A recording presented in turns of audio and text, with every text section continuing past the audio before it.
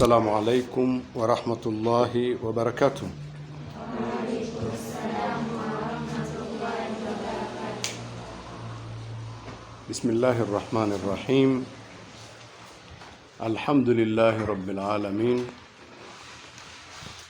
والصلاة والسلام على رسول الله نبينا محمد صلى الله عليه وآله وصحبه ومن تبعهم بإحسان إلى يوم الدين. رب اشرح لي صدري ويسر لي أمري واحلل عقدة من لساني يفقه قولي. وبعد. Baada ya kumsifu Allah na kumtakia rehma mtume wetu Muhammad sallallahu alayhi wa alihi wasallam, tunamshukuru Allah kwa hikma zake. Ameweka ndani yetu nguvu ya kujitambua,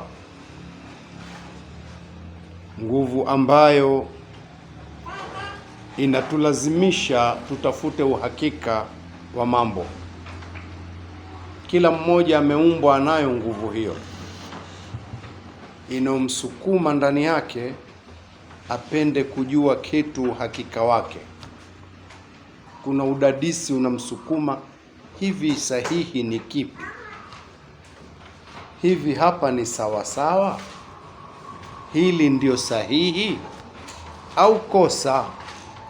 Msukumo huu kila mmoja ameumbwa anao,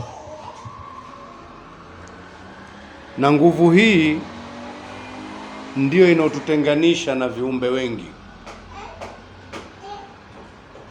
kwamba kuna msukumo unakusukuma utafute kitu cha sawa sawa, uhakika wa mambo. Kwa hiyo mara kwa mara mtu huwa anajisukuma kujua zaidi na zaidi na zaidi kwa kutumia nguvu hiyo.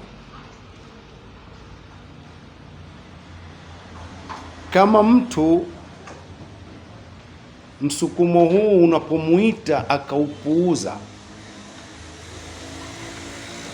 yani msukumo wa kutaka uhakika unakuita lakini unaupuuza, ndani yako kuna kuambia hebu angalia vizuri uhakiki ndivyo. Kuna msukumo huo unakusukuma lakini ukapuuza, achana nayo. Ikitokea mtu yuko hivyo, hakuuitikia msukumo huu wakati haja ya kufanya hivyo ipo na inawezekana, basi mtu huyu huwa anashuka daraja yake, anakuwa kama mnyama. Lakini akiuitikia mwito huu unaomsukuma kutafuta uhakika, hapo ndipo anathibitisha maana ya ubinadamu. Tuko pamoja? Tuko pamoja? Yaani msukumo kila mmoja anao ndani, ameumbwa anao. Akiuitikia msukumo huu, basi pale ubinadamu ndio unajitokeza.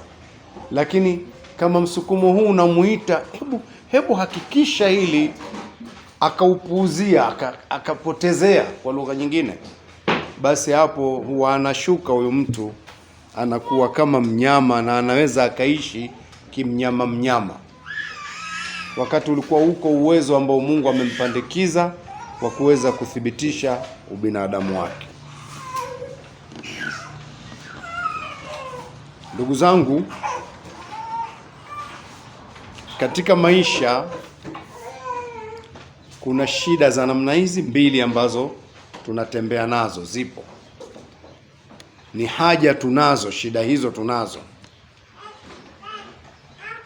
Kuna zile shida ambazo ni za chini chini, zikiwekwa katika grade chini, na nyingine za pili za juu sana. Hizi za chini hizi, mtu akifa huwa anakufa nazo, kesi imekwisha. lakini zile za daraja ya juu mtu hizi akifa, hizi za chini hizi akifa nazo zimekwisha. Lakini zile za daraja ya juu zile, hata akifa hizi mabaki yake yapo, zile shida alizozitekeleza zile zina athari, inaendelea milele. Labda tufafanue kidogo, isikae falsafa sana. Yaani shida za kwanza tulizozungumza duni hizi za kuendeshea maisha yako hapa, japokuwa tunazipenda, tunaona mtu kuendesha maisha itaonekana kitu kidogo, lakini ukifa basi, kama tafuta chakula chochote kizuri unachokipenda alafu kikusanye kiwe kipo nyumbani, ukishakufa bado utakuwa unakihitajia tena, kile kitakufuata huko unakokwenda. Tafuta mavazi mazuri unayoyapenda, watu wote wakusifu, unayo wewe. Nyumba nzuri unayo, gari, vitu vizuri vipo, utasifiwa sana kwa vitu hivyo. Ukishakufa unachukua kitu katika hivi. Kwa hiyo hizi shida hizi zinazotusukuma hivi, pamoja na kwamba zinaonekana kuwa mbona zina mvuto, lakini hizi ni ndogo. Zile za pili zinazotaka kuzungumzwa, haja ambazo zipo zinahitajika kufanyiwa kazi, hizo kwa lugha nyepesi tuziite takatifu. Shida zile ambazo zifanyiwe kazi, haja hizo tunazihitajia takatifu. Ziko takatifu mbele ya Mungu, kuna nyingine za kibinadamu pia wanaziona takatifu. Kwa mfano, watu wasiokuwa na habari ya akhera, matambiko wanayaonaje? Si matakatifu matambiko Usiguse tambiko, watu wanakuwa wakali kweli. Wewe unakuja kugusa vitu hivi hivi mpaka upate kibali maalum. Vitu vitakatifu vile, nawe vya kimila tu, sawa sio vya Mungu kama viletea hoja. Vya kimila, lakini vinaheshimiwa kuliko kununua mavazi. Ndivyo sivyo? Hata mbuzi akiwa ni watambiko, huyu mbuzi huyu ana thamani kuliko ng'ombe wa kawaida. Ndivyo sivyo? Na hapo nafikiri tutakuwa tunakwenda sambamba. Kwa hiyo kuna vitu ni duni sana, japokuwa tunaviona vikubwa sisi, lakini ukifa basi. Kuna na vitu tumekuwa hatuvitilia akilini sana, lakini ni vitakatifu. Sasa sisi tunataka vile vitakatifu kwa upande wa Mungu, sio kwa upande wa kimila. Kwa upande wa kimila, wakati mwingine mtu mwingine akiona mambo gani haya bwana, hivi mbuzi huyu tukimchinja na ng'ombe huyu, ng'ombe atakula watu wengi kuliko mbuzi, ataona hivyo. Lakini kwenye mila, yule mbuzi wa tambiko anaonekana mtakatifu yule, si ndio? Ana heshima kubwa. Mimi nataka kuzungumzia hivi vya upande wa Mungu, ambavyo mtu hata akifa anakwenda navyo. Sawa? Allah subhanahu wa ta'ala amezifafanua hizi haja mbili hizi kwa wepesi katika suratul Kahfi aya 46. A'udhu billahi minash shaitani rajim. Almalu walbanun zinatul hayati dunya. Mali na watoto vimetajwa viwili, lakini hiki kimoja kilipotaja mali, maana kimekusanya mambo mengine yote. Sawa? Mali na watoto ni mapambo ya maisha ya hii dunia. Manake dunia ukimaliza, kesi imekwisha, huzikwi na chochote hapo, si ndio? Mali na vilivyokuzunguka vyote, majumba, manguo, chakula, starehe zako zote, ucheze kamari, ucheze mpira, upende hiki, upende kile, vyote zinatul hayati dunia, ni mapambo ya maisha hii dunia. Ukiondoka, kesi imekwisha, upewi chochote, watu wanagawana, wanaendelea na starehe. Sawa? Akataja cha pili sasa, walbaqiyatu salihat, na yale mema ambayo yatabaki, khairun, ni bora. Yakitajwa hii bora, manake cha mwanzo sio bora. Khairun inda rabbika, ni bora mbele ya Bwana wako, thawaban, kwa malipo, wa khairun amala, na ni bora sana vya kutegemewa. Hivyo hivi vya mwanzo si bora vya kutegemewa. Watu wasioje wakaona mimi nina mali bwana, unategemea, umekosea. Nina watoto, unavitegemea hivi vitu, mara moja unazima, umepoteza. Ndivyo sivyo? Lakini kama utafanya jema, hili jema litabaki. Hili ni bora sana kwa malipo mbele ya Bwana wako, atakulipa siku zote, litabaki. Na hili ndilo la kutegemea. Tuko pamoja?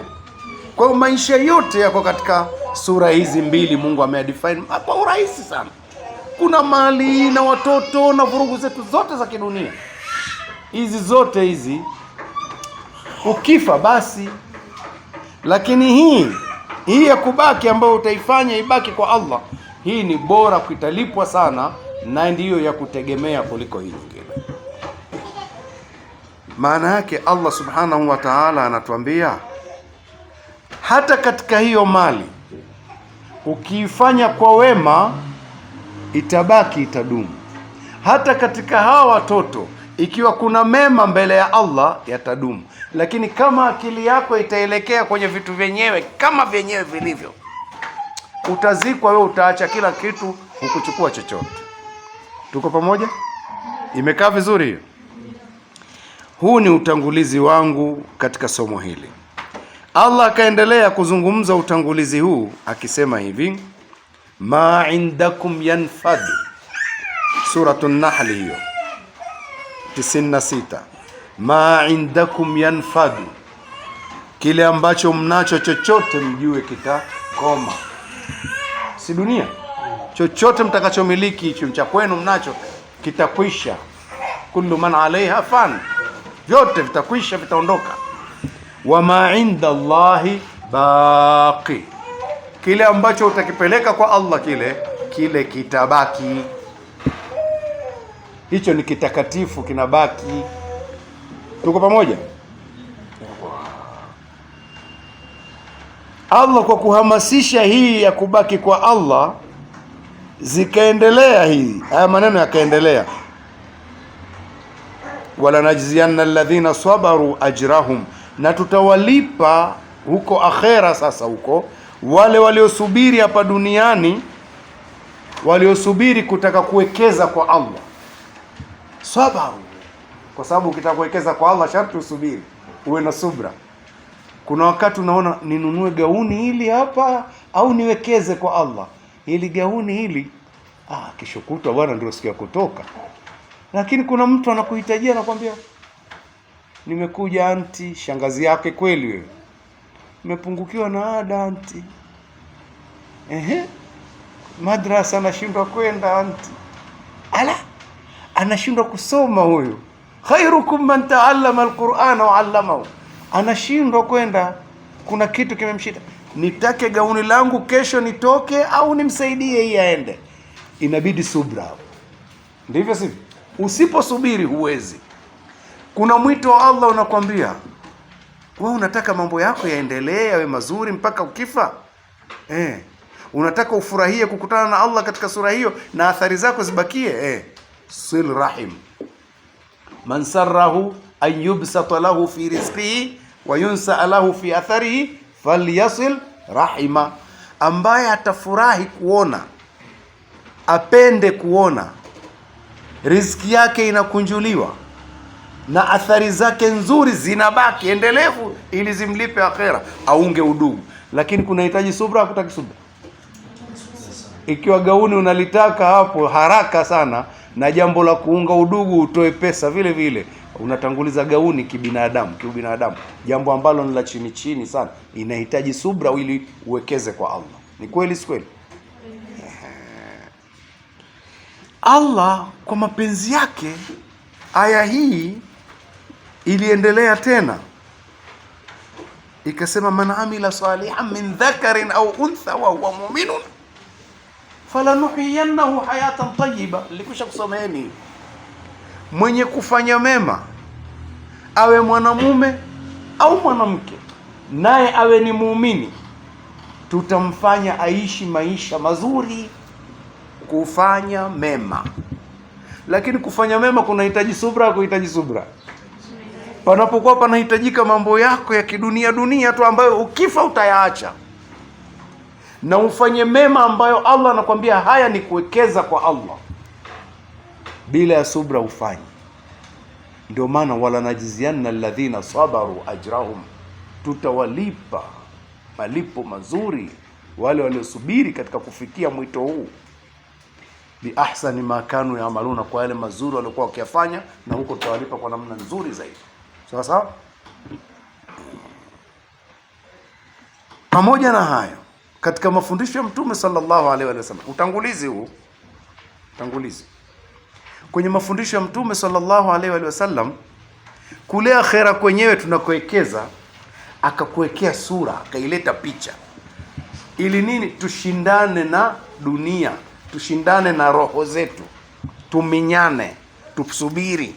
Akatuwekea picha kule, akatuambia hivi, wallahi madunia fil akhirah, na hapa haikuwa hii dunia ambayo tunaipaparikia ukilinganisha na subra yako kwenda akhera ukaekeza, illa, isipokuwa, mithlu ma yaj'alu ahadukum, ni kama mfano wa mtu ambaye atatumbukiza mmoja wenu, mtu ambaye ataweka, mtu mmoja wenu atatumbukiza isbi'ahu, kidole chake, hadhihi, hiki, fil yammi, katika bahari, sio kwenye chupa hii.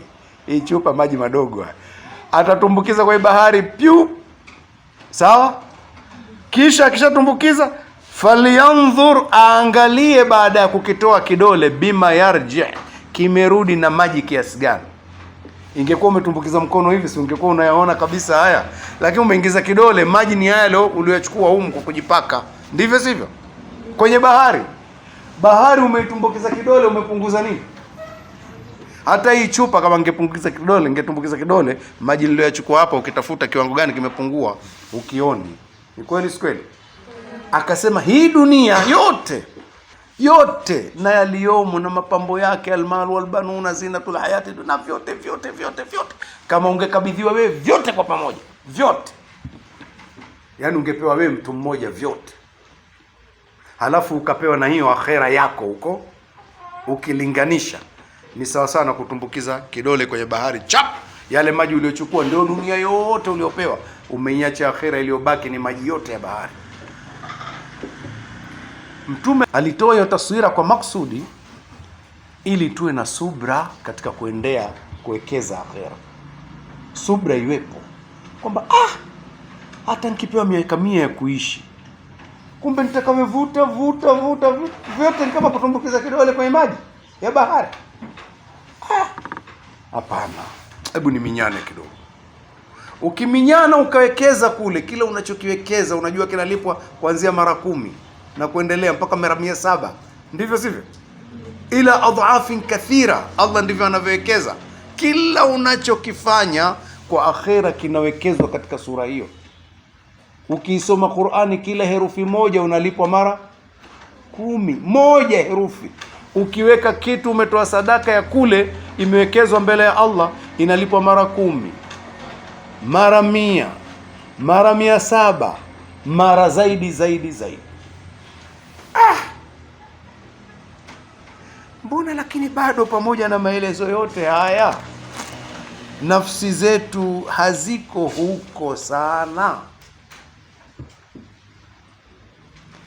Baada ya utangulizi huo, somo ndio hili. Mbona hatuko hivyo mno kwenye kuwekeza huko kulikosifiwa hivi? Tumepungukiwa na nini?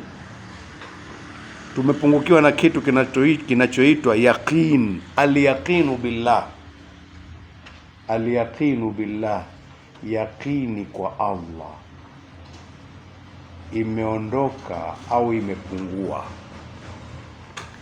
Allah anapotuambia hivi kuhusu mtume, wama yantiqu anil hawa in huwa illa wahyun yuha, mtume hatamki kwa matamanio yake, anachokisema si vingine ila ni wahi amefunuliwa.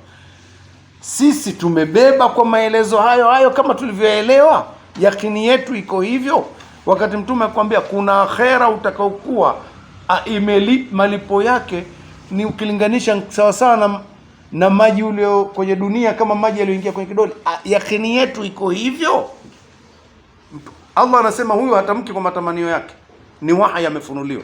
Kwa hiyo maelezo haya aliyotupa Mtume, manake kwenye akili sharti yawe hii ni kweli tupu. Ulikuwa unatakiwa uitizame akhera hapo mpaka uchoke, useme maisha ya milele halafu yamejaa namna hii, mimi ningepewa ufalme wote wa dunia, kumbe kama kutumbukiza maji kidole kwenye maji ya bahari.